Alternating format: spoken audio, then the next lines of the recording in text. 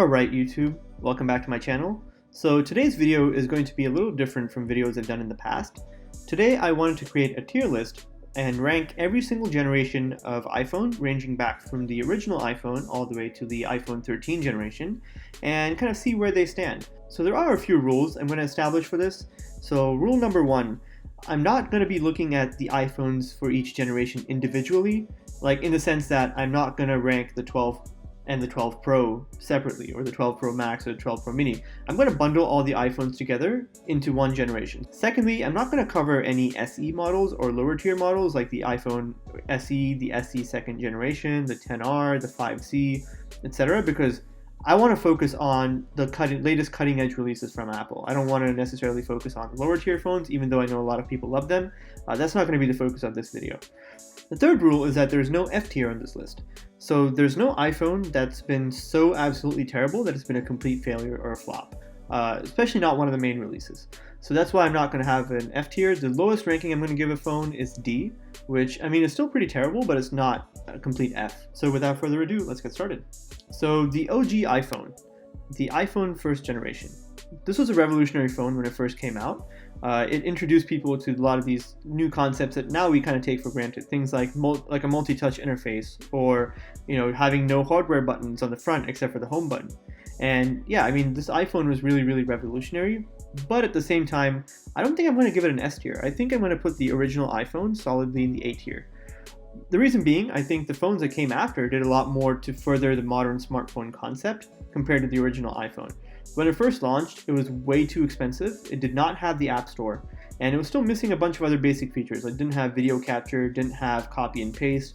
There was a lot of things missing from the original iPhone that I think the next phone did much better.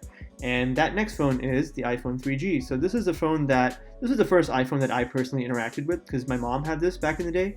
And yeah, I definitely have to give this an S tier because it took everything from the first gen of iPhones and took it to the next level. So you had 3G connectivity, a new version of iOS with more features, and most importantly the App Store, which at the time was a really new concept, but since then the App Store has completely revolutionized the digital landscape. And yeah, it was also way nicer, and because of carrier subsidies, it was half the price, or less. So it was way more accessible than that first generation of iPhones, and that's why that deserves an S tier.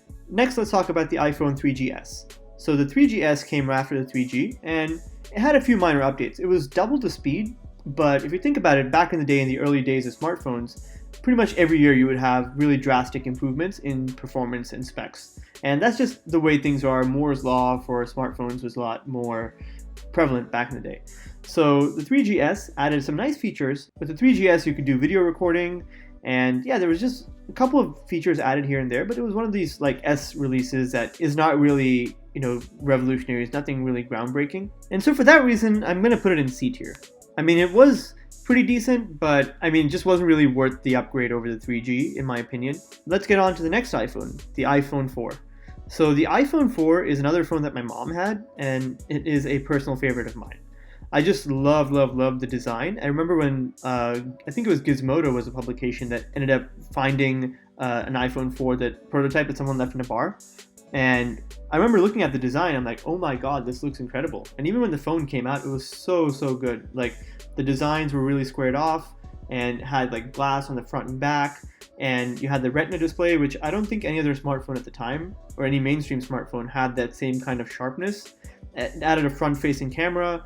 I mean, this is really the gold standard of Apple design, in my opinion, for the iPhone. And so that's why I'm giving it a solid S tier. The next is the iPhone 4S. So the 4S had a couple of neat features. A lot of them were software related. You had updated iOS version, you of course saw the introduction of Siri. But generally speaking, I mean, in my opinion though, it wasn't a compelling enough release to really be worth the upgrade over the standard iPhone 4. And so for that reason, I'm just going to give it another C tier. I mean, it's not bad, but it's not really a big improvement over the 4 in any real meaningful day-to-day way. Next is the iPhone 5. So I remember when my roommate in college actually got the iPhone 5, and I remember thinking how cool it was, because it looked like the 4 in some ways, but it kind of had a stretched out design. It had an aluminum body and aluminum back, which has since become a staple of Apple's design.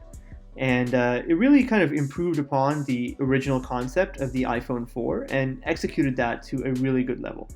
And also, I think kind of more from a sentimental perspective, the iPhone 5 was reportedly the last iPhone that Steve Jobs had any direct involvement with in terms of development. And so for that reason, I'm going to give it an A because, again, it was a solid improvement on the iPhone 4. It took the best parts of that phone and made them better. So the next phone, iPhone 5S. So the iPhone 5S had, again, some improvements in terms of software, hardware, as usual. I think they upgraded the flash module on the camera system as well. And I believe it had an upgraded camera, but I'm not entirely sure. But I know that it did add a pretty important feature, which people still love to this day, which is Touch ID. So this was the first iPhone to have a Touch ID sensor in the home button. And, even despite it being sort of an S release, I just think that I love the design of the iPhone 5, so I'm pretty biased in that regard. And Touch ID is a great feature. And as far as these S iPhone releases go, I think the 5S was overall pretty solid. And yeah, that's why I'm going to give it a B tier. I think it did the job of improving on the iPhone 5 a little better than the 3GS did for the 3G or the 4S did for the 4. Alright, so next iPhone I'm going to talk about is the iPhone 6 and the iPhone 6 Plus. So both of those are kind of lumped into the same thing again, but these were phones that came about during a time period when Android phone manufacturers were coming out with bigger and better and badder phones, like huge phones, and sort of Apple was sort of falling back a little bit in terms of leadership and really pushing the envelope with new features. So the iPhone 6, when it first came out, I think it's still the most best-selling iPhone series ever. And that was for good reason. I mean, this was the first time since the iPhone 4 where they completely revamped the design language of the iPhone. And yeah, the design now for the iPhone 6, they kept going with that same design for a few more years. So it really stuck around for a while. It was a really good design. And overall, even though the design and the impact of the phone are both a little dated, I think the phone itself has aged really well given how old it is. So for that reason, I'm going to give it an S tier.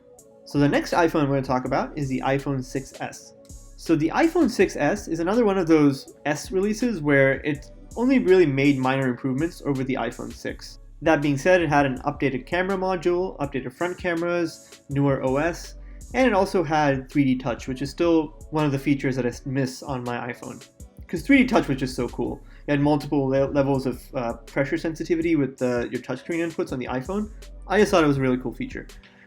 But it's kind of this being sort of an S release was more of a minor improvement as opposed to a radical change. And overall, I don't think this phone really made that huge of an impact. So I was going to put it in the C tier, but it has one redeeming quality that I think is going to place it in the B tier. And that is the fact that this phone, it was the last Apple phone to ever be offered with a headphone jack. So since from the iPhone 7, they stopped the headphone jack completely. So I know people who are still using a 6S, and when their 6S breaks, they're planning to buy another 6S simply because of the headphone jack. And this is in 2021. So I have to give it a B tier for that. So the next iPhone I'm going to talk about is the iPhone 7. This is one of those phones that my mom also had. My little sister also had it.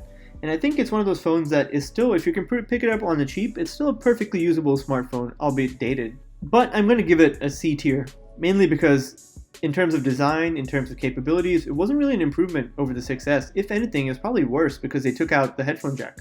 So for that reason, I'm going to give this a C tier. I think it was really mediocre.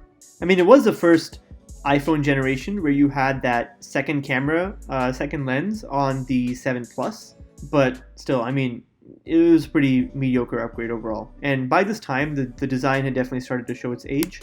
And a lot of the Android competitors were really coming out with more edge-to-edge displays and doing all kinds of cool experimentation with smartphone form factors. Alright, so the next iPhone is the iPhone 8. Now, honestly, I mean, this one is going straight to a D. It came out right when the iPhone 10 came out. It was a very minor upgrade over the iPhone 7. The only real upgrades being that they added wireless charging. I think they made the phone waterproof. But, I mean, it's still the same old dated design that they were selling, starting even in late 2017, early 2018, by which point Android phones looked like they belonged in a completely different universe. And Apple realized that too, which is why they released the iPhone 10 when they released the iPhone 8. I mean, if you buy one for cheap, again, it might be okay in 2021, but honestly, I mean, it looks old. It's ancient. At this point, even in 2018, 2017, when it came out, it was already looking really old. so I would not recommend it. And that's why it belongs squarely in the D tier. The next phone is the iPhone 10. So the iPhone 10, I'm going to give it an S tier. Let me explain why. So not only did it have a huge design change, and a design change that has had lasting impacts on the generations of iPhones to come, it got rid of the home button, moved to Face ID, which were controversial at first, but I think now people are sort of used to it. The gesture navigation through iOS, these are all things that we now kind of use without really thinking about it too much, but when it first came out, it was really cool and really revolutionary to see that on the iPhone. Also, this phone, I think, did something that might not be so ideal, where it actually launched at a price of $999, which back in the day was ridiculous. Because previous iPhones started at like, what, $600, $700? But now, $999 for a smartphone? Who would pay that? I mean, obviously Apple succeeded in their plan to move the iPhone further up market and upscale. Android manufacturers followed suit, and now every single flagship smartphone, you can't get one for under $1,000. But then the iPhone 10 was the first one to really push it over that $1,000 mark and show that, the mainstream audience, the mainstream market for smartphones, they're totally willing to pay $1,000 for a new iPhone. Next phone on the list, iPhone XS and XS Max. So this is kind of a little more of a boring update, in my opinion.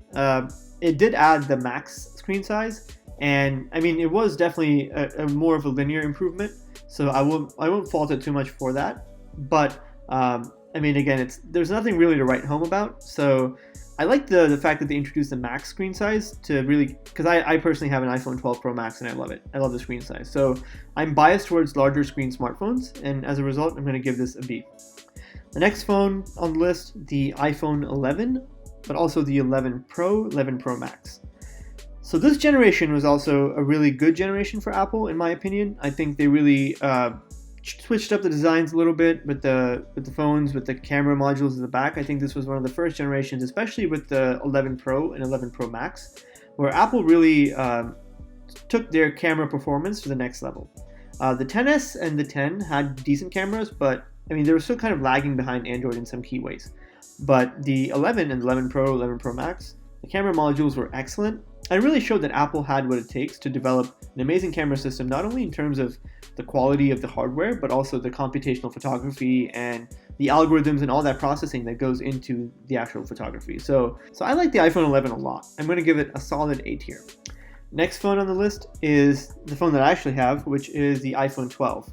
So I have a 12 Pro Max. This is going to encompass the iPhone 12 mini, regular iPhone 12, 12 Pro, and 12 Pro Max. This was a generation of iPhones that really made me switch from Samsung over to iPhone. I've covered this in a previous video, but I was actually a long-time Samsung user, but I was thinking of making the switch to iOS, and this was a phone, especially the 12 Pro Max, was a phone that really pushed me over the edge. The thing I like best about this is it kind of returned to the squared-off design. Normally I would give this kind of a refresh more of a B tier, but again, I love the new design, what they've done. They actually had a significant upgrade in camera quality over even the 11, the 11 Pro. They added HDR video, they added sensor shift technology, LiDAR sensors. Like, they really went all out when it comes to the camera upgrades, and I still love the camera on my iPhone 12 Pro Max, and that's why instead of giving this a B, because I'm personally biased, I'm going to give it an A. Not to mention, they also had the iPhone 12 mini, which brought back the mini form factor. I know there was a really niche audience that liked those small phones, but hey, those people who liked it, they loved it. And last but not least, the iPhone 13. So this is a new generation of iPhones that just launched, a couple weeks ago. And that includes, of course, the iPhone 13 mini, the 13, 13 Pro, and 13 Pro Max. So this generation, again, is more of a S-level revision, but I think for an S-level revision, they've actually done a pretty good job. They've upgraded cameras across the board. They've added 120 Hz on the 13 Pro and 13 Pro Max, which are long overdue upgrades. And they've bumped up the performance and the efficiency of their chipsets, but also they really pushed the battery life. So I'm hearing that the 13 Pro Max has incredible battery life that beats out pretty much any Android phone and any other iPhone. And that's pretty awesome to me. So, however, in terms of overall design and strategy and positioning, I think the 13 is still a bit of an iterative, linear change compared to the previous generation of iPhones. So while I'm kind of on the fence between a B tier and an A tier, I'm going to put this in a B, because I don't think it's a compelling enough set of upgrades for most people to switch from the 12 or even the 11. But there you go, guys. There is my iPhone tier list. I realized I put quite a few things in S tier, but that's because I think Apple as a whole has, undeniably had such a massive impact on the smartphone market and, consumer electronics and the way we interact with technology around us. So I hope you found this video entertaining. I'm curious to hear your thoughts. Did I get this list right? Did I get it wrong? What would you change? Also, if you like this tier list format, and if there's anything that you want me to try tackle next, I'm thinking of doing maybe a Samsung tier list, maybe an iPad tier list, if this format, does well with the audience.